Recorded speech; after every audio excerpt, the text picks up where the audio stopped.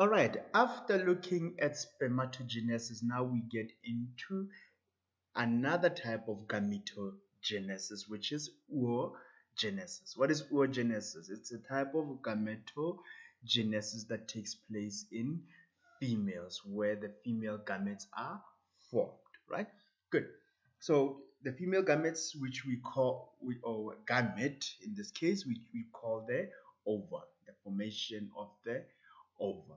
Now, the formation of the ovum, before we get into it, the ovum, I would prefer for this lesson we do not call it an egg for now. We just call it an ovum.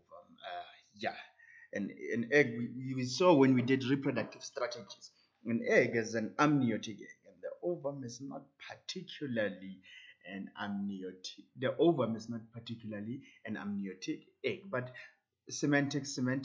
Let's get into it. So during the formation of the female gamete, which is the ovum, what really happens? First things first. Let's look at what is the end product here. The end product is an ovum. An ovum is a haploid cell, right? Meaning it contains 23 chromosomes, right? Good. So these chromosomes can either contain 22 autosomes and one X chromosome, or 22 autosomes and another X chromosomes. Females do not have X chromosome. Females do not have the Y chromosomes. They only have X chromosomes. Great. So that is basically what we must end up with during oogenesis, right? Good. And the process behind it is as follows, right? The germinal cells, which are diploid, meaning they contain all the full set of chromosomes, 46 in our case as human beings, right? Germinal cells basically undergo a mitotic division to form many follicle cells, as you'll see in the ovarian cycle to follow. Many follicle cells are formed from a diploid germinal epithelium cell, similar to spermatogenesis, but we'll get to see how this is different, right? So what happens to these many follicles? Out of these many follicles, only one gets to be chosen. It's the chosen one, basically. And how is it chosen? A hormone from the pituitary gland known as the follicle stimulating hormone stimulates one of these follicles to basically enlarge, grow, undergo the second type of division, which is the meiotic division, meiosis. It will divide by meiosis, and we know when meiosis happens, we end up with 4 cells. In spermatogenesis, we ended up with 4 haploid cells that ended up being 4 mature sperm cells. In this case, that's not going to happen. Yes, we're going to end up with 4 haploid cells, but only one of those will actually form the ovum. The rest they are called polar bodies, and they get to degenerate or disintegrate. Good. Only one cell inside the follicle enlarges and undergoes meiosis. Then out of the 4, only one. There can only be one.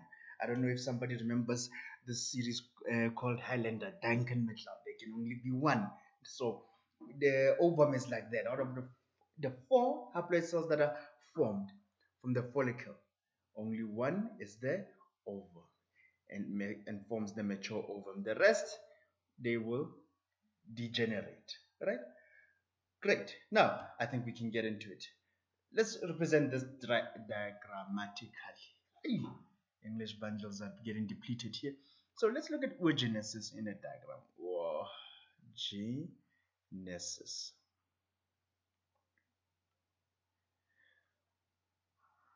Right. We said we start with a diploid, 2N. A diploid germinal cell. This is my germinal cell. Germinal epithelium cell. And this is a diploid cell. We must remember diploid, I think I'm using the correct word. Yeah? It is a germinal epithelium epithelial cell and its diploid. So what happens to this diploid germinal epithelial cell? I'm just going to do this for the sake of my diagram. I'm going to draw small little cells for explanation purposes. They're not drawn to scale, right? So these small little buggers over here, these are my follicles, the many follicles cells I was talking about. These are the many follicles that form. Now, what did I say? Now, this happens in this happens from a mitotic division. This is mitosis. So all of these are still true and they're still diploid. Obviously, and this happens in the onset of puberty, right? Great. Now, later on, one of them, let's choose one. Let's see. You are the chosen one. One of them, let's do this, gets to enlarge. Let's see. Gets to enlarge. Why does one of these follicles enlarge? Now, it enlarges because it is stimulated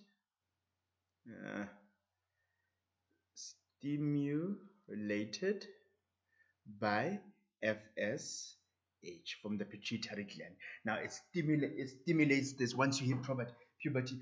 It's one of these follicles are stimulated, and then they get to enlarge, and then they will undergo. Remember, they will undergo mitosis. Remember, this is still a diploid cell. Okay? Good. And this diploid cell is actually known as the primary oocyte. The primary oocyte. Okay? So from this germinal cells, we have the primary oocyte. Now, what happens? The primary oocyte now undergoes a division, different from the first one, right? It forms two cells. That is a meiotic division.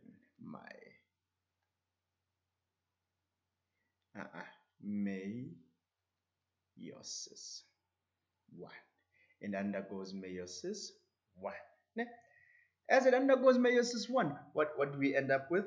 Remember, from meiosis, we end up with, after meiosis 1, we end up with two haploid cells. Let's do this. Then the second one, I want to do this for you. You'll get to understand why I do this. This is the second one. Way smaller. Way smaller. This is still a haploid cell. This is known as the first polar body. Now, from the two cells that are produced from the primary oocyte, this is known as the first polar body. And then this one is the larger one will be known as the secondary oocyte.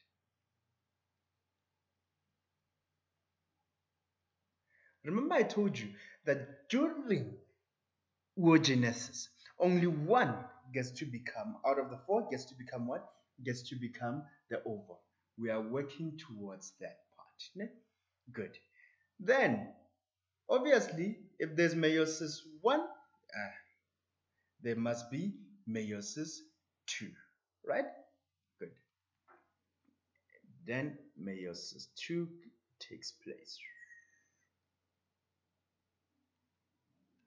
There goes meiosis 2.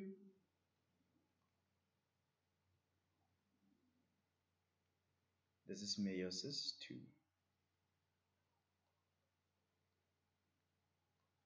Obviously, even this polar body undergoes meiosis 2. Ends up with two haploid polar bodies. Now, we are almost at the end of it all. One ovum is formed.